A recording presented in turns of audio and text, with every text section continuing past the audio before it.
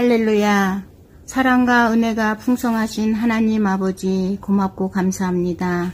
저희들의 죄악된 삶 속에서 늘 기다리시고 회개하기를 원하시는 아버지, 저희의 죄를 자백합니다.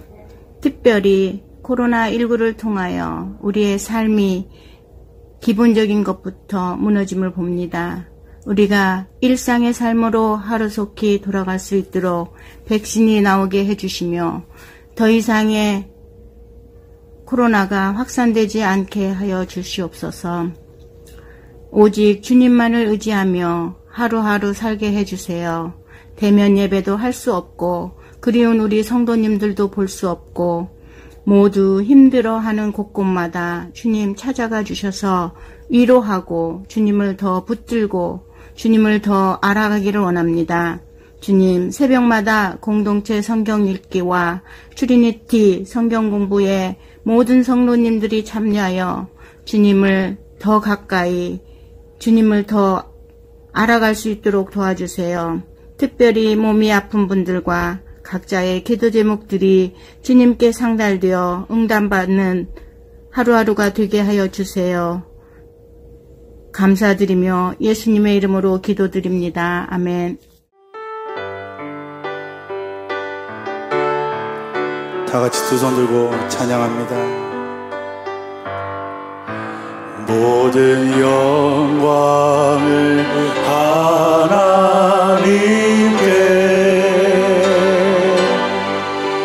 모든 영광을 하나님께, 온 마음과 뜻 다해 주 사모합니다.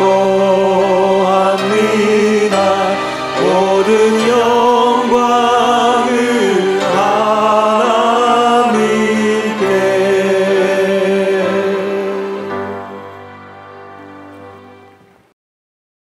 오늘 우리에게 주시는 하나님 말씀은 요한복음 13장 34절과 35절입니다. 제가 봉독해 올리겠습니다. 새 계명을 너희에게 주노니 서로 사랑하라. 내가 너희를 사랑한 것 같이 너희도 서로 사랑하라. 너희가 서로 사랑하면 이로써 모든 사람이 너희가 내 제자인 줄 알리라. 아멘. 기도하시겠습니다. 좋으신 하나님 아버지, 오늘도 저희들 말씀 앞으로, 이 트리니티 성경학교 앞으로 저희들 불러주신 것을 감사합니다. 저희들 오늘도 주님 말씀을 통해서 큰 은혜를 받을 수 있도록 우리의 삶이 변하는 성경 공부가 되게 하여 주시옵소서.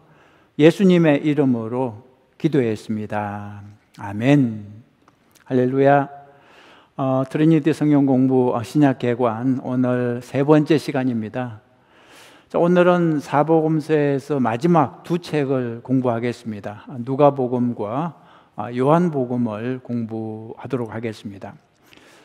누가복음은 한마디로 예수님의 인성을 강조하고 요한복음은 예수님의 신성을 강조한 책으로 알려져 있습니다. 자, 오늘 두 성경을 공부 시작하기 전에 먼저 성경 암송하실 분 두 분 소개하겠습니다. 안혜진 집사님하고 함사름 자매님입니다. 나오실 때 여러분 집에서라도 한번 박수 한번 쳐주시죠. 환영합니다. 삼교구 안혜진 집사입니다. 오늘 암송할 성경 구절은 요한복음 13장 34, 35절 말씀입니다. 새 계명을 너희에게 주노니 서로 사랑하라. 내가 너희를 사랑한 것 같이 너희도 서로 사랑하라. 너희가 서로 사랑하면 이로써 모든 사람이 너희가 내 제자인 줄 알리라. 아멘. 요한복음 13장 34, 35절 말씀. 삼교구 함사름입니다. 오늘 암송한 성경 구절은 요한복음 13장 34절 35절입니다. 새 계명을 너희에게 주노니 서로 사랑하라. 내가 너희를 사랑한 것 같이 너희도 서로 사랑하라. 너희가 서로 사랑하면 이로써 모든 사람이 너희가 내 제자인 줄 알리라. 아멘. 요한복음 13장 34절 35절 말씀. 예, 잘하셨죠? 예, 암송하신 분들 위해서 상품이 준비되어 있습니다. 사무실에 오셔서 받아 가시기 바랍니다. 자, 누가복음 살펴보겠습니다. 자, 1번 누가복음. 교재를 따라서 진행하니까요, 교재를 보시면서 따라와도 됩니다. 누가는 사람 이름입니다. 누가는 이방인들을 대상으로 복음서를 썼습니다. 누가는 직업이 의사라 그런지 약한 사람들, 소외된 사람들에게 관심이 많았습니다. 누가는 2권의 성경을 기록했습니다. 누가복음과 사도행전. 누가는 이 2권의 책을 데오빌로라는 사람에게 보내면서 1편 누가복음에서는 예수님에 관해 설명했고 2편 사도행전에서는 예수님의 제자들과 교회에 대해 설명했습니다. 이 2 책이 모두 로마의 공직자 데오빌로에게 보내졌다는 사실로 짐작해 보면 이 책들이 기독교를 설명하고 또 변호하고 있음을 알 수 있습니다. 기독교는 절대 로마에 해를 끼치는 종교가 아니라는 것입니다. 그래서 누가복음은 예수님의 죽음을 설명할 때 죄가 있어 사형당한 게 아니라 유대인들의 시기와 질투로 억울하게 사형당했음을 강조합니다. 예를 들어 누가복음 23장에 보면 빌라도 총독이 이런 말을 하죠. 예수는 죄가 없다고 무려 3번이나 반복해서 말합니다. 그리고 사도행전 23장에서도 로마의 벨릭스 총독이나 베스도 총독이 말하길 예수를 전한 바울은 죄가 없다고 4번이나 반복을 하고 있습니다. 이거 말고도 누가복음과 사도행전은 여러 공통점이 있습니다. 예를 들어 볼까요? 둘 다 이방인들에게 관심이 많습니다. 그리고 성령과 기도를 강조하죠. 그래서 어떤 사람들은 이 2 책을 아예 상하로 생각합니다. 데오빌로 상, 데오빌로 하, 혹은 누가상, 누가하 이렇게 부르자고 제안을 하기도 했습니다. 또 하나 재미있는 사실은 신약성경 전체를 볼 때 누가가 가장 많은 분량의 글을 썼다는 사실입니다. 우리는 보통 바울이 가장 많은 분량을 기록한 걸로 생각을 하는데 사실은 그렇지 않습니다. 물론 성경 숫자를 따지면 맞습니다. 바울이 13권을 썼으니까 제일 많죠. 그러나 분량을 따지면 아니라는 것입니다. 누가복음이 24장까지 있고 사도행전이 28장까지 있기 때문에 합하면 무려 52장으로 신약에서 가장 많은 분량이 되는 것입니다. 자, 누가복음의 특징을 알아보겠습니다. 누가복음의 특징. 첫째, 인자를 강조합니다. 여기서 말하는 인자는 사람의 아들 그런 뜻입니다. 특별히 예수님을 상징하는 단어죠. 누가복음은 복음서 중에서 예수님의 인성을 가장 강조하는 책입니다. 그래서 예수님의 출생에 대해 가장 자세하게 기록을 했고요. 그럼 누가복음에만 나오는 얘기가 있는데 예수님이 어릴 때 12살 때 얘기입니다.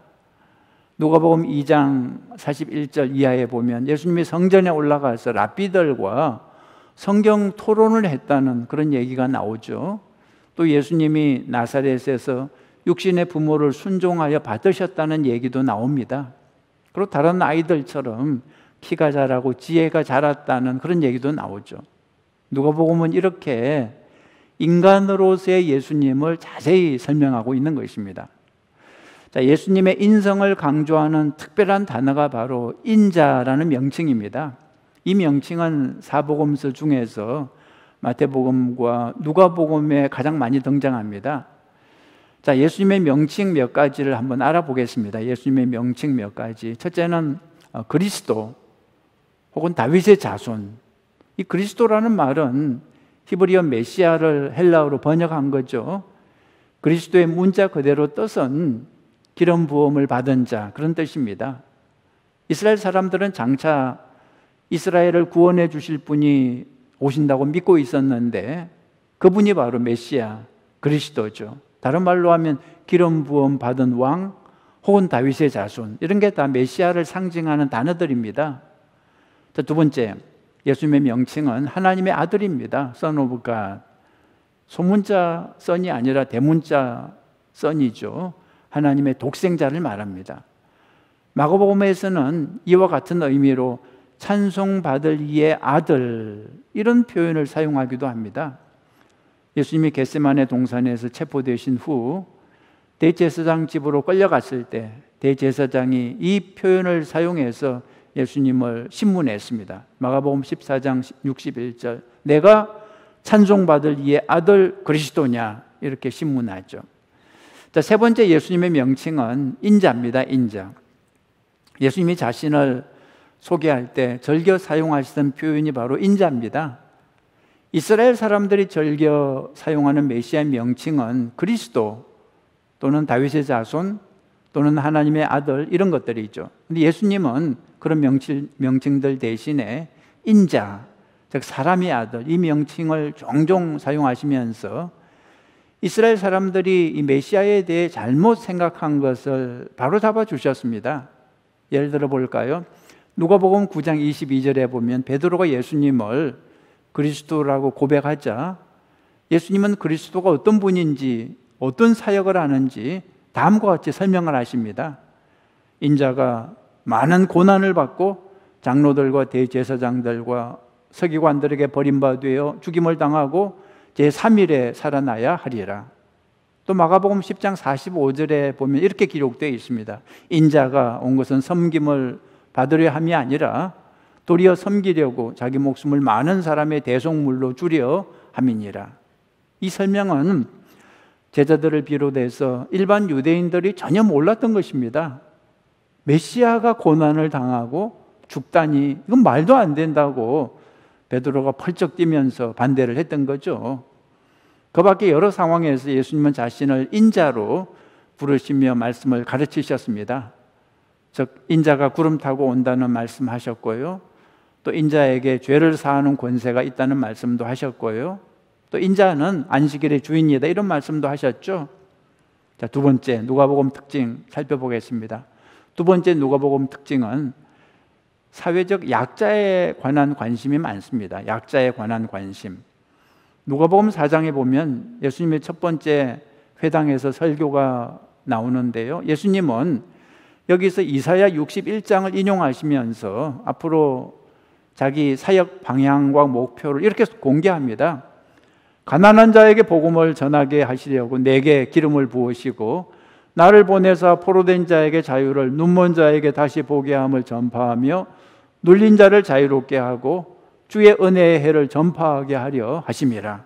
여기 보면 예수님의 관심이 잘 나타나 있습니다.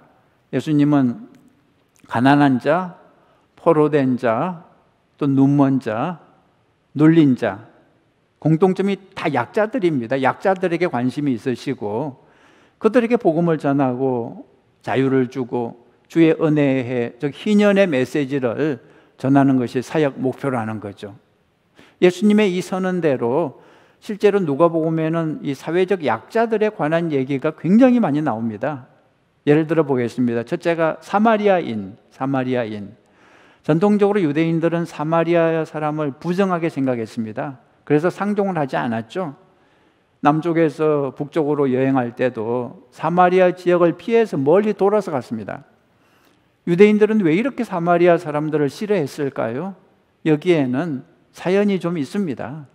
첫째, 그들은 이방인의 피가 섞인 사람들이기 때문입니다. 아시리아가 북이스라엘을 주전 722년에 멸망시키고 인종 혼합 정책을 폈습니다. 그 결과 사마리아 지역에 유대인과 이방인 혼혈이 많이 탄생했습니다. 이에 비해 남쪽 유다는 순수한 유대인 혈통을 유지하고 있었기 때문에 북쪽 사마리아 사람을 마치 코로나 바이러스 걸린 사람 보듯이 멀리했던 거죠. 두 번째, 종교적 차이 때문에 사마리아 사람들을 싫어했습니다. 북쪽 사마리아는 세겜 지역에 그리심산의 자체 성전을 가지고 있었습니다. 남쪽에서는 이것을 이단으로 정죄했죠. 남쪽 예루살렘에 있는 것만 하나님이 허락하신 정통 성전이요, 북쪽에 있는 성전은 가짜요, 이단이라는 것입니다. 또 세 번째는 성경의 차이도 있었습니다. 남유다 사람들은 구약 성경 전체를 성경으로 인정한 데 반해 사마리아 사람들은 모세오경, 토라만 성경으로 인정했습니다. 이런 이유들로 인해서 남쪽 유다 사람들은 북쪽 사마리아 사람들을 멸시하고 상종하지 않았던 거죠. 그런데 여러분, 복음서 중에서 이 사마리아인에게 가장 호의적인 성경이 바로 누가복음입니다. 누가복음 안에는 사마리아인을 주인공으로 혹은 믿음의 모범으로 소개하는 곳이 세 군데나 됩니다. 첫째는 누가복음 9장 51절 이하에 보면요, 예수님이 제자들과 함께 사마리아 동네로 들어가시려고 하는데 그곳 사람들이 거부했죠. 그때 성격 급한 야고보와 요한이 하늘에서 불을 내려 저놈들 다 태워버리자고 그렇게 말했습니다. 그러자 예수님이 두 사람을 꾸짖고 다른 마을로 가셨죠. 예수님의 제자들은 보통 유대인의 감정을 따라 사마리아 사람들을 멸시했지만 예수님은 그런 생각이 잘못된 것이라고 꾸중하시고 사마리아 사람들도 하나님의 귀한 백성임을 가르쳐 주신 거죠. 그 다음 또 두 번째로 누가복음 10장 30절 이하에 보면 어떤 사람이 강도를 만나 소유를 뺏기고 매를 맞아 거의 죽을 지경이 됐습니다. 그때 제사장이 보고 그냥 지나가고 레위인도 그냥 지나가고, 그런데 사마리아 사람은 그 사람을 도와주었죠. 시간과 돈을 들여서 상처를 정성껏 치료해 주었습니다. 말로만 이웃 사랑을 외치는 유대인들을 책망하기 위해 예수님은 사마리아인을 참된 이웃 사랑의 모델로 제시하신 거죠. 또 세 번째로 누가복음 17장 11절 이하에 보면 예수님이 사마리아와 갈릴리 사이를 지나가시다가 10명의 나병 환자를 만나게 됩니다. 예수님은 그들을 불쌍히 여겨 병을 고쳐주셨는데요, 그 중에 딱 한 명만 돌아와서 예수님께 감사했죠. 돌아와서 감사한 한 명이 누구였습니까? 바로 사마리아 사람이었습니다. 자, 누가복음에 등장하는 사회적 약자는 첫째 사마리아인이었고요, 두 번째는 또 여인입니다. 여인이 하나님의 사역에 귀하게 사용되는 모습이 누가복음에 많이 나옵니다. 1장에 보면 엘리사벳 얘기가 나오죠. 여인입니다. 그 다음에는 마리아 얘기가 나오는데 여인이죠.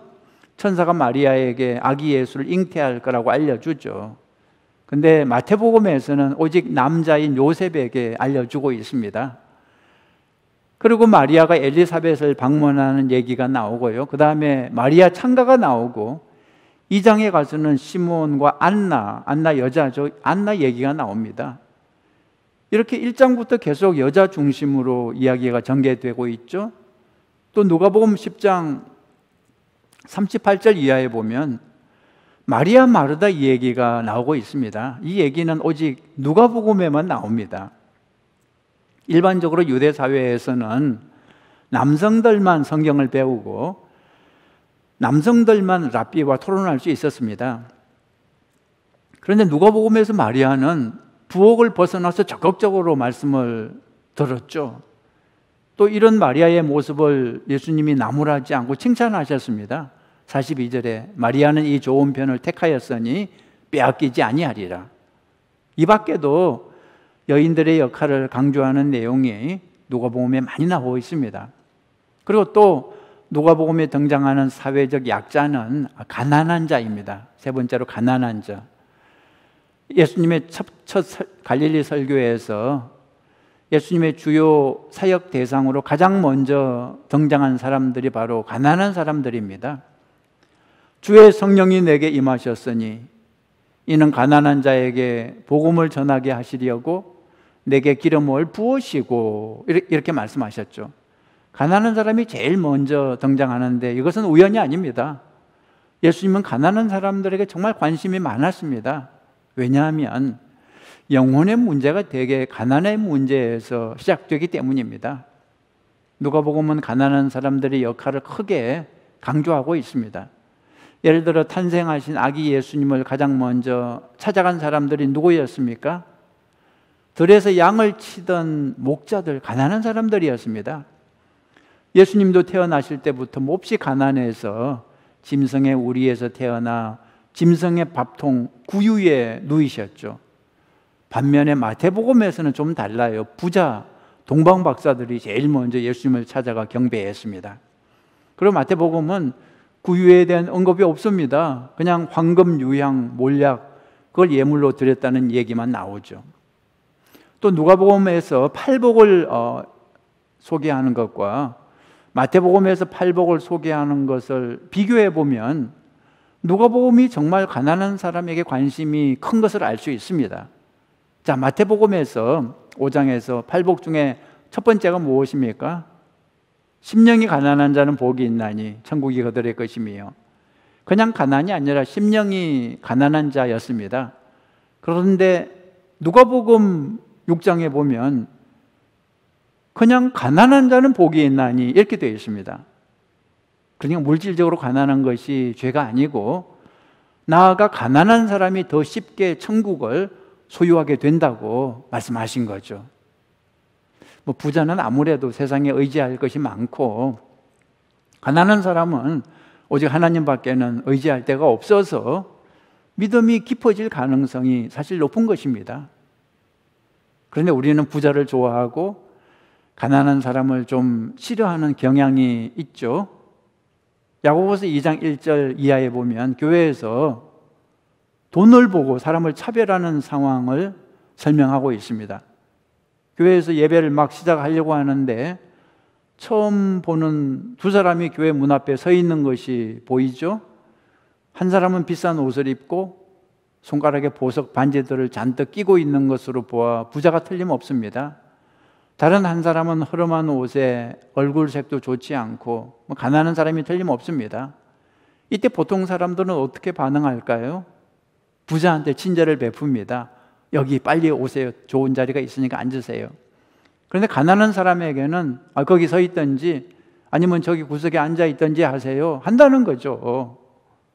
야고보 사도는 이런 차별이 교회에 있어서는 절대 안 된다고 강력하게 경고를 한 것입니다. 이와 비슷한 경고가 4세기 말에 작성된 사도들의 가르침이라는 문서에도 나옵니다. 제가 읽어드리겠습니다. 사도들의 가르침. 좋은 옷을 입은 사람이 교회에 들어올 때 목사는 설교 중이거나 성경을 읽는 중이거나 특별한 관심을 보이지 말아야 하며 예배 중간에 그 사람이 앉을 자리를 지정해 주어서도 안 된다.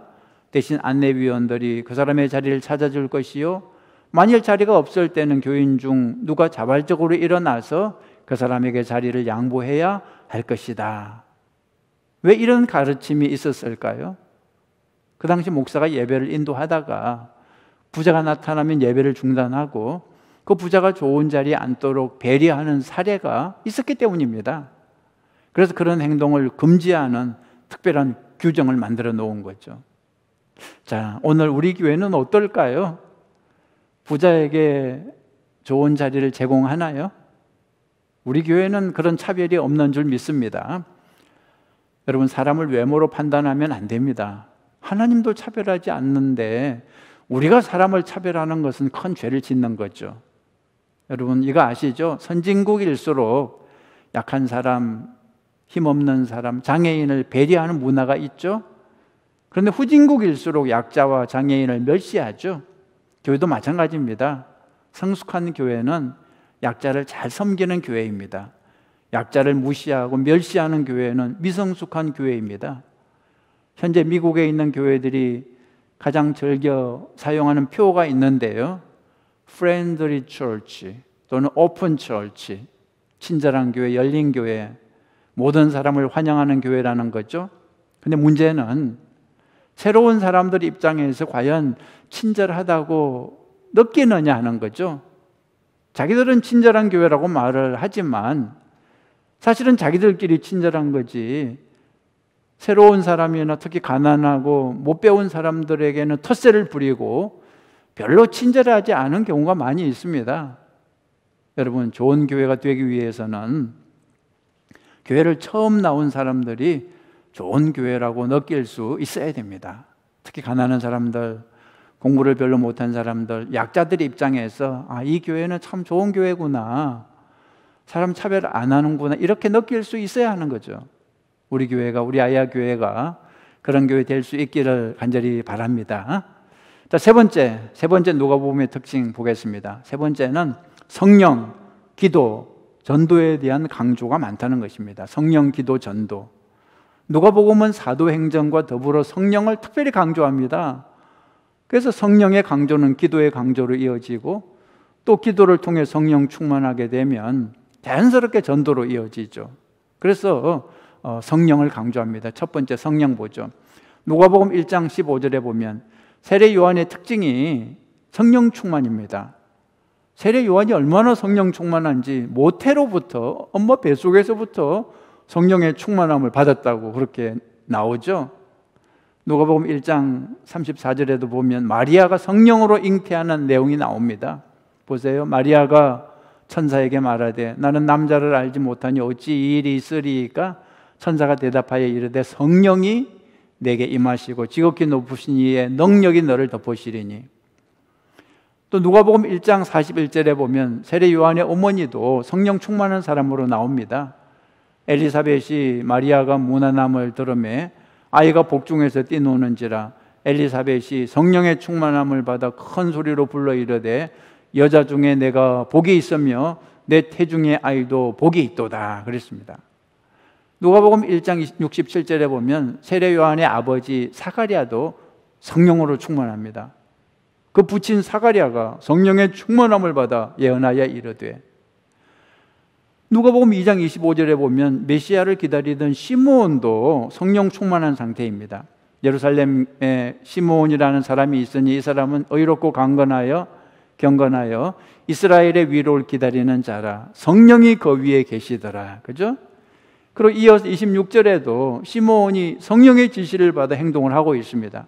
그가 주의 그리스도를 보기 전에는 죽지 아니하리라 하는 성령의 지시를 받았더니 그 다음에 또 성령의 감동으로 성전에 들어가매. 그죠? 누가복음 3장 22절에 보면 예수님이 세례 받으실 때 성령이 비둘기같이 예수님 위에 임하셨다는 내용이 나오고, 또 4장 1절에 보면 예수님이 사탄에게 시험받기 위해 광야로 들어가실 때 성령의 충만을 입은 상태에서 들어가셨고, 또 40일 동안 성령에게 이끌려 시험을 받았다고 그렇게 되어 있습니다.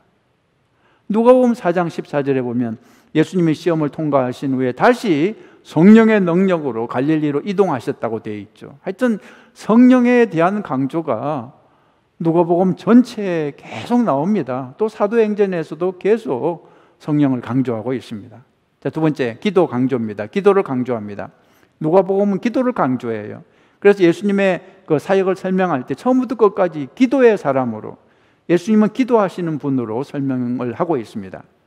누가복음 3장 21절에 보면 예수님이 세례 요한에게 세례를 받으실 때 하늘이 열리며 성령이 비둘기같이 예수 위에 임하시는 장면이 설명되어 있는데, 다른 복음서들과 비교해 볼 때 한 가지 독특한 점이 발견됩니다. 그것은 예수님이 세례를 받고 기도하실 때 하늘이 열리고 성령이 내려왔다는 거죠. 다른 복음서들에서는 예수님이 세례를 받고 물 위로 올라오실 때 그냥 성령이 내려왔다고 되어 있고 기도에 대한 언급은 없습니다. 반면에 누가복음은 또 예수님의 공생애가 바로 기도로 시작되었음을 알려주고 있습니다. 또 누가복음 23장 34절 46절에 보면 십자가에 달렸을 때 예수님이 두 번 기도하시는 내용이 나오죠. 아버지, 저들을 사하여 주옵소서, 자기들이 하는 것을 알지 못함이니이다. 그리고 또 아버지, 내 영혼을 아버지 손에 부탁하나이다. 그리고 예수님은 공생애를 시작하실 때도 기도하셨고 마치실 때도 기도하셨습니다. 누가복음 6장 12절 보면 예수님이 12제자를 선택하실 때도 철야 기도를 하신 걸로 나옵니다. 이때 예수께서 기도하시려 산으로 가서 밤이 새도록 하나님께 기도하시고 밝음에 그 제자들을 부르사, 그렇게 되어 있습니다. 다른 복음서들은 예수님이 12제자들을 선택하기 전에 기도하셨다는 말이 없습니다. 예수님은 분명히 기도를 하셨을 것입니다. 누가는 기도에 관심이 많아서 그것을 놓치지 않고 기록을 한 거죠. 다른 복음서들은 별로 중요하게 생각하지 않고 그냥 넘어갔을 것입니다. 누가복음 11장 1절 이하에 보면 예수님이 제자들에게 기도문을 가르쳐주는 얘기가 나오는데요. 이때 누가복음에서만 기도문을 가르쳐 주시기 전에 친히 기도하신 것으로 그렇게 나오고 있습니다. 마태복음에는 기도했다는 언급이 없어요. 누가복음 11장 1절 예수께서 한 곳에서 기도하시고 마치심에 제자 중 하나가 여짜오되 주여 요한이 자기 제자들에게 기도를 가르친 것과 같이 우리에게도 가르쳐 주옵소서. 이렇게 돼 있죠. 또 누가복음 22장 39절 이하에 보면 예수님이 감람산에서 기도하시는 장면이 나오는데 마태복음, 마가복음과 비교해 보면 오직 누가복음에서만 시험에 들지 않게 깨어 기도하라 2번이나 반복을 하십니다. 그런 누가복음에서만 예수님이 무릎 꿇고 기도하고 막 땀방울이 핏방울이 되어 떨어지고 그런 내용이 누가복음에만 나와요. 그 밖에도 누가복음에는 기도에 관한 얘기가 굉장히 많이 나오고 있습니다. 자, 첫 번째 성령을 강조하고, 두 번째 기도를 강조하고, 세 번째가 또 전도를 강조합니다. 사실 기도 많이 하고 성령 충만하면 그 다음에 자연적으로 복음 전거, 전도를 하게 되죠. 그런데 여러분, 왜 성령 충만 받아야 하고 왜 기도해야 할까요? 잃어버린 영혼을 구하기 위해서입니다. 나 자신의 만족이나 나 개인의 영혼 구원이 전부가 아닙니다. 누가복음 4장 18절에서 예수님이 회당에서 처음 설교하실 때 이 사실을 분명히 했죠. 이렇게 말씀하셨죠. 주의 성령이 내게 임하셨으니 이는 가난한 자에게 복음을 전하게 하시려고. 그죠? 하나님께서 성령 충만을 주시는 이유가 무엇입니까?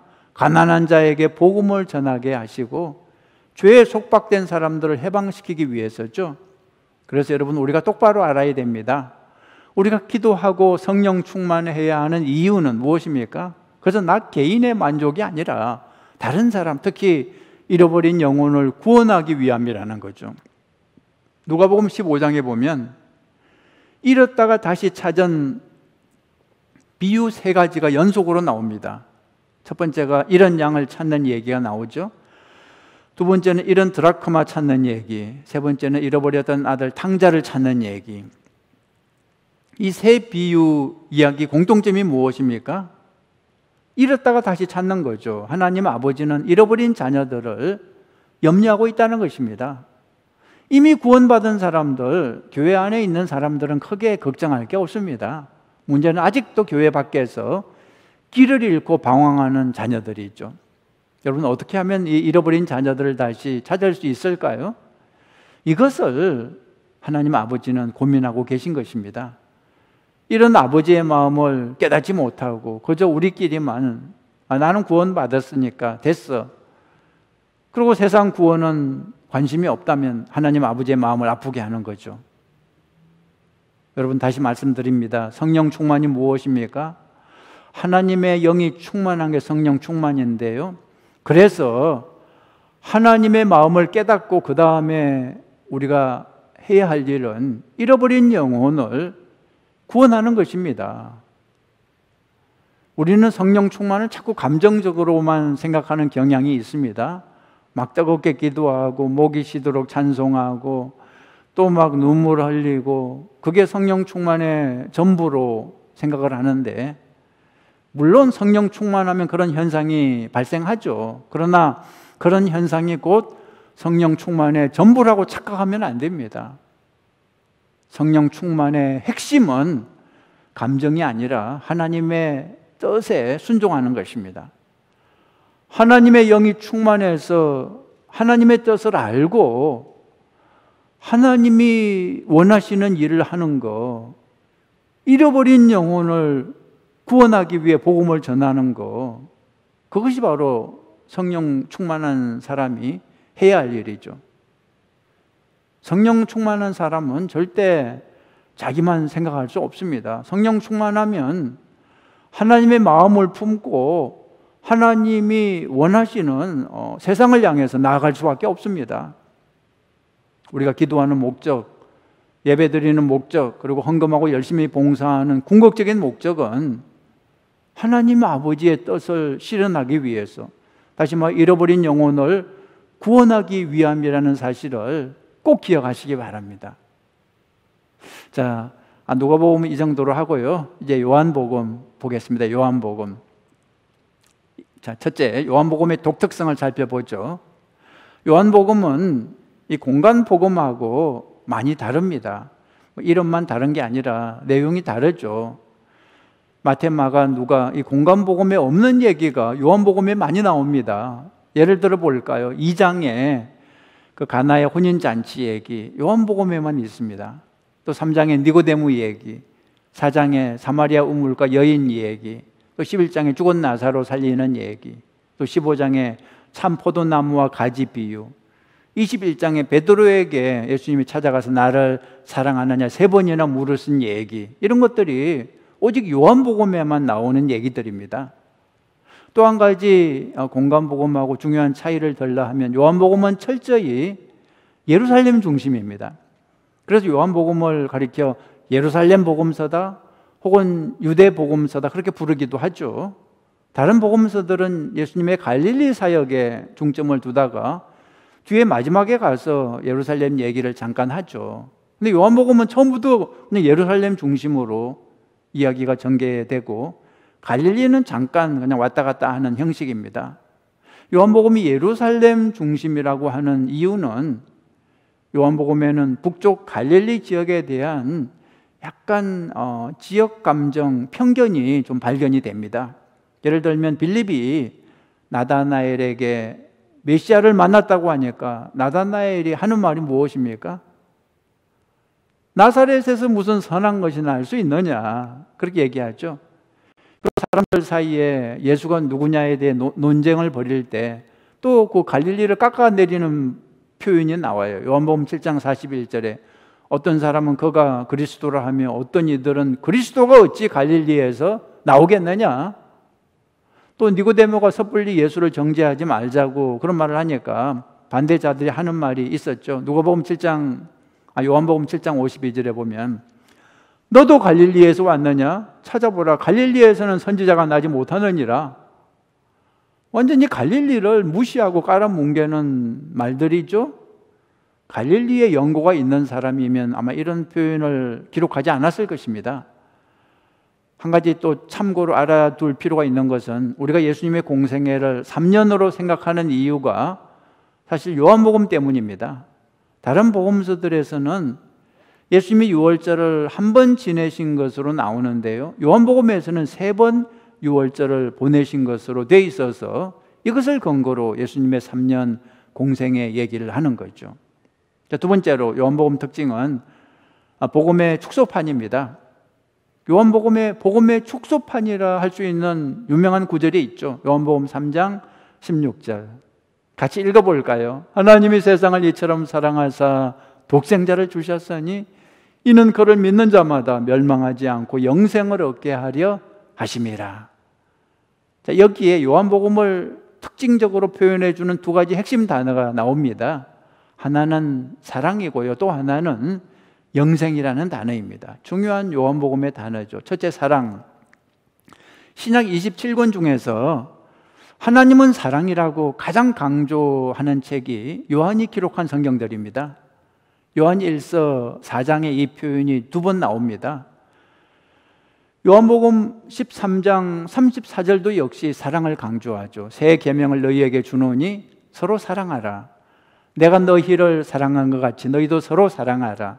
너희가 서로 사랑하면 이로써 모든 사람이 너희가 내 제자인 줄 알리라. 여기에 보면 이 사랑의 계명을 무엇으로 부르고 있습니까?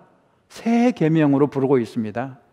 그런데 이 새 계명이란 표현은 다른 복음서에는 나오지 않고 오직 요한복음에만 나오는 독특한 표현입니다. 다른 복음서에서는 사랑의 계명을 새 계명이라 부르지 않고 그냥 2가지 큰 계명이라고 부릅니다. 첫째 큰 계명은 성경 보시면 내 마음을 다하고 목숨을 다하고 뜻을 다하여 주 너의 하나님을 사랑하라, 이것이고, 2번째 큰 계명은 내 이웃을 내 자신같이 사랑하라, 이거죠. 여기에 요한복음의 독특성이 드러나죠. 요한은 다른 복음서들이 기록하고 있는 2가지 큰 계명, 그 얘기가 전혀 없습니다. 아니, 다른 어떤 성경보다 사랑을 강조하는 요한복음에서 왜 2가지 큰 계명에 대해 전혀 언급을 안 할까요? 그 이유는 요한복음에서는 사랑의 범위가 아주 좁기 때문입니다. 요한복음에는 아주 엄청나게 원수를 사랑하는 그런 구절이 없습니다. 그냥 단지 서로 사랑하라, 이 구절만 있어요. 요한복음 15장 12절에 내 계명은 곧 내가 너희를 사랑한 것 같이 너희도 서로 사랑하라. 요한일서 4장 7절도 마찬가지죠. 사랑하는 자들아 우리가 서로 사랑하자. 이렇게 요한 문서에서는 서로 사랑, 다시 말해 형제 사랑만 얘기하지 뭐 거창하게 하나님 사랑, 이웃 사랑, 원수 사랑 이런 얘기를 하지 않습니다. 요한복음도 당연히 차원 높은 원수 사랑을 알고 있었을 텐데 왜 다른 복음서들처럼 표현을 하지 않았을까요? 여러분, 요한은 우선순위를 말하고 있는 것입니다. 원수를 사랑하기 전에 먼저 형제를 사랑하라는 것입니다. 뭐 거창하게 하나님 사랑, 인류 사랑 말하기 전에 먼저 너 옆에 있는 형제나 제대로 사랑하라는 뜻이죠. 옆에 있는 사람은 사랑하지도 않으면서 멀리 있는 사람만 사랑한다고 말하는 것은 그 위선이라는 거죠. 여러분 여러분 가지고 계신 교재 보면 이런 사람을 하나 소개하고 있죠. 교회에 뭐가 하나 고장이 나면 얼른 달려와서 고쳐놓는 분, 직장에 있는 분인데도 교회 일이라 하면 낮이고 밤이고 달려오는 분. 근데 어느 날 이 남자의 부인이 이런 말을 하죠. 이 사람 집에서는 손가락 하나 까딱가 안 해요. 뭐가 고장나도 절대 안 고쳐줘요. 이런 자세는 문제가 있는 것입니다. 여러분, 이 남자만 그런 게 아니라 우리 모두가 종종 그런 잘못을 범합니다. 멀리 있는 사람은 사랑하지만 가까이 있는 사람은 사랑하지 않는 그런 잘못을 범합니다. 멀리 추상적인 사랑은 잘하는데 뭐 하나님 사랑, 원수 사랑은 잘해요. 근데 가까이 있는 구체적인 사랑은 못한다는 거죠. 뭐 하나님 사랑, 인류 사랑, 저기 아프리카 사랑, 선교사 사랑 이렇게 멀리 사랑은 잘하는데 가까이 있는 옆에 있는 이웃, 교회 안에 있는 그 사람, 교회 안에 있는 사역자 이건 또 사랑하지 않는 그런 잘못을 범하는 거죠. 여러분, 원수도 사랑해야 하지만 가까운 친구부터 사랑하는 게 맞다는 것입니다. 이웃을 사랑해야 하지만 내 집안 식구부터 사랑하는 것이 순서라는 것입니다. 이것이 요한복음이 우리에게 주는 메시지죠. 요한복음 13장 34절 보시면 새 계명을 너희에게 주노니 서로 사랑하라. 내가 너희를 사랑한 것 같이 너희도 서로 사랑하라.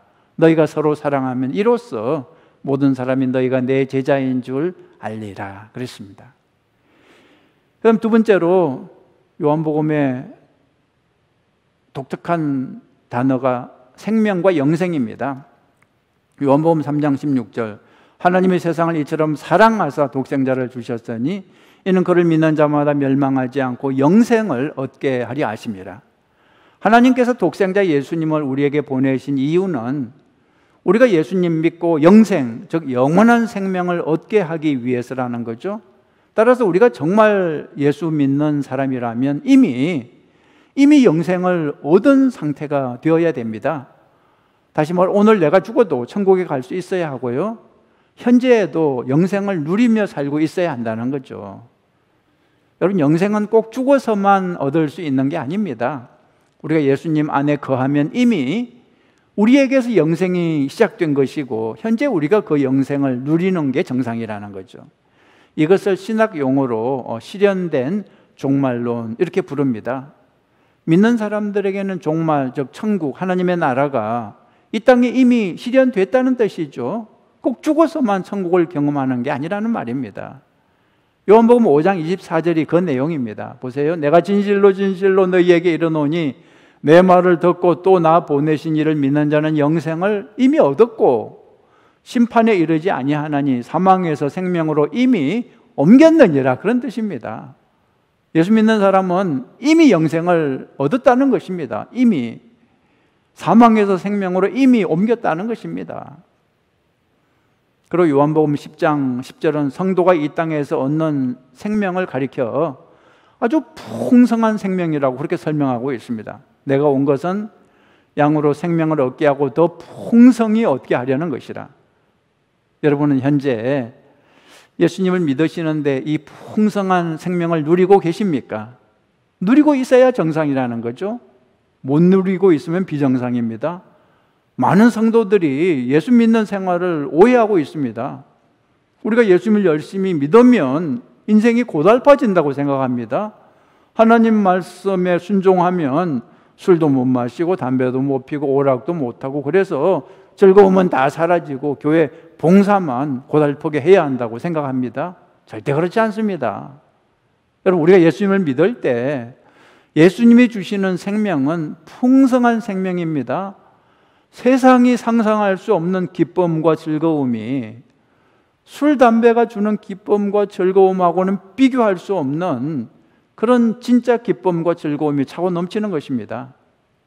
요한복음 4장에 나오는 사마리아 여자가 예수님 만났을 때 풍성한 생명을 얻었죠. 이 여인은 뜨거운 낮에 물을 길러 나왔습니다. 하필이면 왜 가장 더울 때 물을 길러 나왔을까요? 사람 만나는 게 싫어서, 자기를 향해 더러운 여자라고 손가락질하는 동네 사람들 만나기 싫어서 혼자 외롭게 물을 길러 나왔던 거죠. 그 마음이 얼마나 공허했겠습니까? 그 인생이 얼마나 고단했겠습니까? 그런데 예수님이 이 여인의 문제를 해결해 주셨죠. 이 여인에게 풍성한 생명을 공급해 주신 것입니다. 이 여인에게 예수님이 약속해 주신 게 요한복음 4장 13절 보시면 예수께서 대답하여 이르시되 이 물을 마시는 자마다 다시 목마르려니와 내가 주는 물을 마시는 자는 영원히 목마르지 아니하리니 내가 주는 물은 그 속에서 영생하도록 솟아나는 샘물이 되리라 그랬습니다. 예수님을 영접한 사람은 영원히 목마르지 않는 생수, 막 속에서 영생하도록 솟는 그런 샘물을 소유한다는 것입니다. 그런데 어떻게 인생이 재미없을 수 있겠습니까? 어떻게 인생이 고달프고 우울할 수 있겠습니까? 절대 그럴 수 없는 거죠. 풍성한 생명이 주어졌는데 어떻게 인생이 무미건조할 수 있겠습니까? 여러분 중에 인생이 너무너무 재미없고 허무하고 무미건조하다면 그건 비정상입니다. 신앙생활을 잘못하고 있는 것입니다. 요한복음 15장에서는 예수님이 믿는 것을 가지고 그 가지가 포도나무에 붙어 있는 것으로 그렇게 설명을 하고 있습니다. 믿음은 그저 입으로만 예수님 믿습니다 말하는 것이 아니라 내가 예수라는 가지에 꼭 붙어 있는 것입니다. 그냥 풀로 형식적으로 붙여놓은 그런 상태가 아니라 내가 예수 안에, 예수님이 내 안에 거하는 완전히 접붙여서 완전히 하나가 된 결합이죠. 그래서 예수님의 그 수액이 나에게 그대로 전달되는 완전한 연결입니다. 이것이 예수님을 믿는 거고, 그렇게 믿을 때 생명이 충만하게 되는 거죠. 그리고 이렇게 생명이 충만하면 내 영혼의 기쁨이 충만하게 되는 거죠. 요한복음 15장 11절은 그런 의미입니다. 내가 이것을 너희에게 이르면 내 기쁨이 너희 안에 있어 너희 기쁨을 충만하게 하려 함이라. 내가 가지가 되어 예수 그리스도라는 줄기에 붙어 있으면, 그래서 내가 주님 안에, 주님이 내 안에 거하시게 되면 내가 많은 열매를 맺고, 그러면 주님이 주시는 기쁨이 내 속에 차고 넘칠 수밖에 없는 거죠. 여러분 잊지 마십시오. 신앙생활하면서 넘치는 기쁨이 있어야 정상입니다. 우울한 것은 정상이 아닙니다. 예수님을 믿는데 우울한 것은 영적으로 문제가 있는 것입니다. 그런데 질문이 생기죠. 요즘같이 코로나 상태에서도 기뻐할 수 있다는 말인가요? 사업이 무너지고 건강이 무너지는 상황에서도 기뻐할 수 있다는 말인가요? 요한복음 17장에 보면 예수님이 제자들을 위해 이렇게 기도하십니다. 이제 얼마 후에 예수님은 십자가를 지고 죽을 건데, 그러면 제자들이 목자 없는 양같이 이 험한 세상에 홀로 남겨지게 될 텐데, 그런 상황에서 예수님이 제자들을 위해 기도를 이렇게 해주셨습니다. 요한복음 17장 15절 하나님, 내가 비옵는 것은 그들을 세상에서 데려가시기를 위함이 아니요 다만 악에 빠지지 않게 보전하시기를 위함이니이다. 우리 생각에는 예수님이 다르게 기도해야 될 것 같아요. 하나님 아버지, 이 험한 세상에서 이 사람들이, 예수 믿는 사람들이 고난당하지 않게 원수들을 제거해 주시든지 아니면 빨리 세상에서 데려가 주세요. 이렇게 기도해 주셔야 할 것 같은데 예수님은 다르게 기도하셨습니다. 이렇게 기도하신 거죠. 하나님, 이 예수 믿는 사람들이 이 세상에서 고난 당하게 될 것이지만, 그렇게 될 때 고난을 당한다 해도 악을 이기고 그 악에 굴복하지 않도록 하나님께서 보호하여 주옵소서, 그런 뜻입니다. 제자들이 세상에서 고난받는 것은 당연하다는 거죠. 고난과 하나님이 주시는 기쁨은 상관이 없습니다. 어떤 고난을 당해도, 사도 바울처럼 감옥에 들어가도 그럼에도 불구하고 예수님 바라보고 얼마든지 기뻐할 수 있다는 거죠. 여러분은 바울에 대해서 어떻게 생각하십니까? 세상 기준으로 보면 바울이 참 불행한 사람입니다. 장가도 못 가고요, 당연히 자식도 없고요, 자기 집도 없고, 돌에 맞아 죽을 뻔하고, 감옥에 갇히고, 물에 빠져 죽을 뻔하고, 너무너무 불행해 보입니다. 그런데 바울이 고난당한 이유는 오직 하나, 예수님 때문이죠. 복음 때문이죠. 고난 때문에 바울이 자신을 불행하다고 생각했을까요? 그렇지 않습니다. 복음 때문에 기뻐했다는 거죠. 예수님 때문에 기뻐했다는 거죠. 스데반 집사는 어떻습니까? 젊은 나이에 돌에 맞아 죽었는데 자신을 불행하다고 생각했을까요? 그렇지 않습니다. 주님을 바라보면서 죽는 그 순간까지 기뻐했죠. 그러므로 요한복음 17장 13절에 예수님은 충만한 기쁨에 대해 이렇게 말씀하십니다. 지금 내가 아버지께로 가오니 내가 세상에서 이 말을 하옵는 것은 그들로 내 기쁨을 그들 안에 충만히 가지게 하려 함이니, 그랬습니다. 어떤 환난을 당해도 기뻐할 수 있다는 것입니다. 또 요한복음 16장 32절에서도 이렇게 말씀하셨어요. 보라, 너희가 다 각각 제 곳으로 흩어지고 나를 혼자 둘 때가 오나니 벌써 왔도다. 이것을 너희에게 이르는 것은 너희로 내 안에서 평안을 누리게 하려 함이라. 세상에서는 너희가 환난을 당하나 담대하라. 내가 세상을 이기었노라. 그랬습니다. 환난 가운데에서 평안을 누리고 고난 가운데서 기쁨이 넘치고 온갖 어려움 가운데서도 충만한 생명을 얻는 것이 우리 성도들의 축복이라는 것입니다. 여러분, 이 축복을 누리며 살아가는 여러분 되시기 바랍니다. 아무리 코로나 바이러스로 인해서 세상이 무너지고 우리의 일터가 무너지고 건강이 무너진다 해도 우리는 예수님을 바라보면서 그럼에도 불구하고 찬송하고 기뻐하는 저와 여러분 되시기 바랍니다. 말씀 마치겠습니다. 오늘 우리는 누가복음과 요한복음 살펴봤습니다.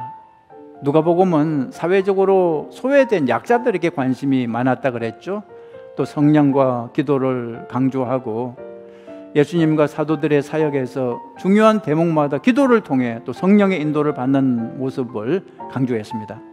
한편 요한복음은 공간복음으로 분류되는 마태마가 누가복음하고는 신학적으로도 많이 다르고 내용도 많이 다르다 그랬습니다. 복음서 중에서 요한복음이 가장 철학적이고 개념적입니다. 그래서 예수님을 설명할 때도 인성보다는 신성을 강조하죠. 그리고 요한복음에만 나오는 얘기들이 많이 있다 그랬습니다. 예를 들면 니고데모 얘기, 수화성 여인 얘기, 또 예수님이 베드로를 다시 찾아가 나를 사랑하느냐 3번 물으신 얘기 등등. 그러나 무엇보다 가장 중요한 특징은 사랑이죠. 요한복음은 사랑을 강조하는데 그 사랑이 엄청난 그런 사랑이 아니라 작은 서로 사랑하라. 하나님 사랑과 이웃 사랑은 당장 내 옆에 있는 사람 사랑으로 나타나야 한다는 거죠. 멀리 있는 사람 사랑하기 전에 가까운 곳에 있는 사람을 먼저 사랑하는 저와 여러분 되시기 바랍니다. 자, 이렇게 해서 우리 사복음서 모두 검토했습니다. 성경 안에 복음서가 하나가 아니라 4시 있는 게 참 우리에게 축복입니다. 복음서가 4시이기 때문에 다양성을 배울 수 있습니다. 또 다양성을 존중하게 되는 거죠. 이게 각자가 극단으로 가면 이단이 될 수도 있지만 그렇지 않고 서로를 인정하고 존중하면 우리는 내 모습 이대로 자유롭게 신앙생활을 할 수 있는 것입니다. 그래서 감리교를 시작한 존 웨슬리 목사님이 이런 말을 하셨어요. 유명한 말이죠. In essentials, unity. Non-essentials, liberty. in all things charity 이런 말을 했습니다. 무슨 뜻입니까? 본질에는 일치해야 하고 비본질에는 자유할 수 있다는 거죠. 그럼 모든 일에 사랑으로 하면 된다 그런 뜻입니다. 나하고 좀 다른 사람이라 할지라도 사랑으로 품어주는 여러분 모두가 되시기를 주님의 이름으로 축원합니다. 자, 광고 말씀 한 가지만 드리겠습니다. 우리 트리니티 성경학교 광고인데요. 여러분 오늘 이 말씀 마치면 출석을 댓글로 꼭 남겨주셔야 됩니다. 그렇지 않으면 출석했다는 증거가 없으니까 출석을 못하면 졸업을 할 수가 없습니다. 그 다음에 숙제 꼭 사진으로 찍어서 양육부장님께 제출해 주시고요. 그리고 또 주어진 성경 꼭 읽으시기 바랍니다. 그렇게 해 주셔야만 이 트리니티 성경학교가 아주 알찬 성경학교가 될 수 있을 것입니다. 여러분 건강 조심하시기 바랍니다. 우리 다 일어나서 찬양하시겠습니다.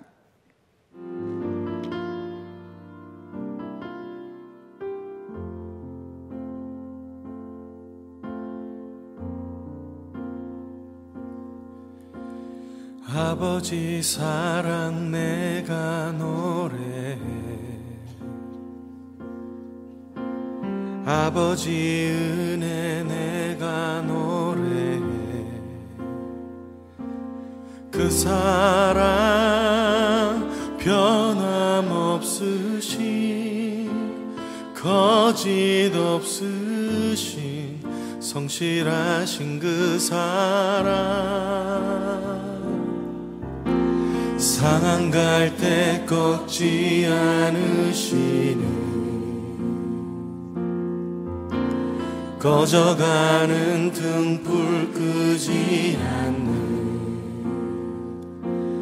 그 사랑 변함없으신 거짓 없으신 성실하신 그 사랑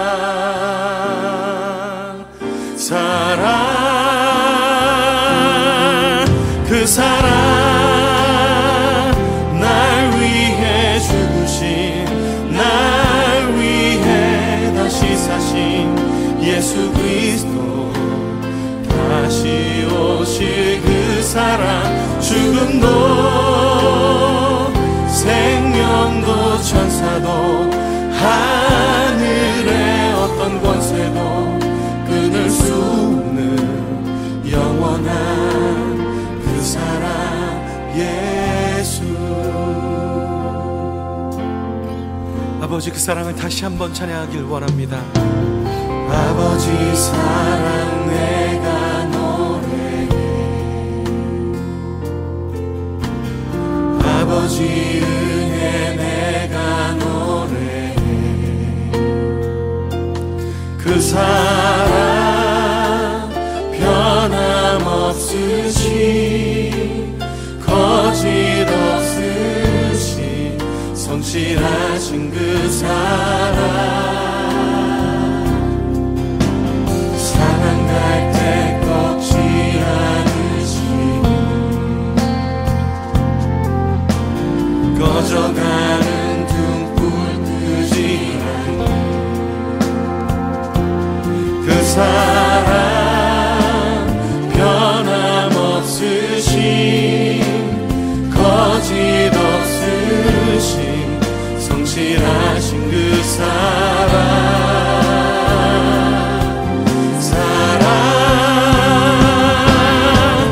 그 사랑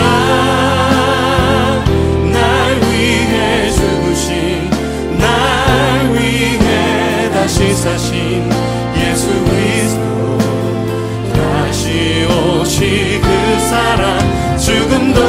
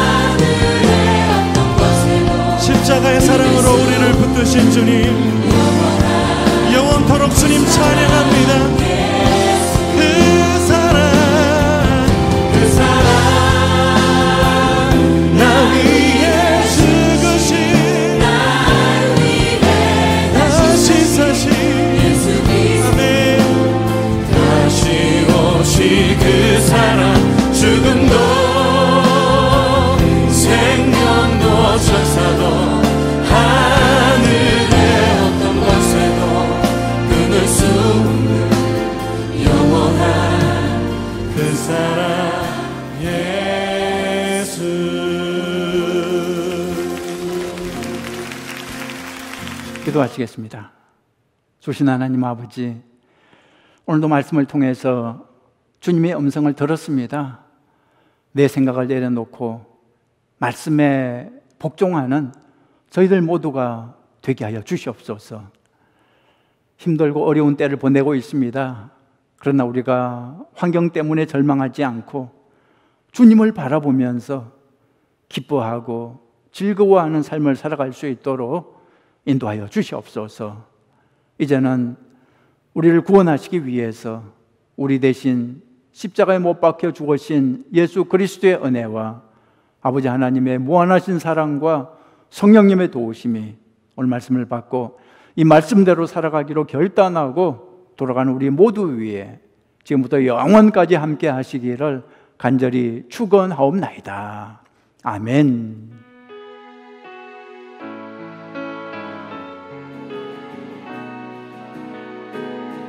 두 손 들고 찬양합니다.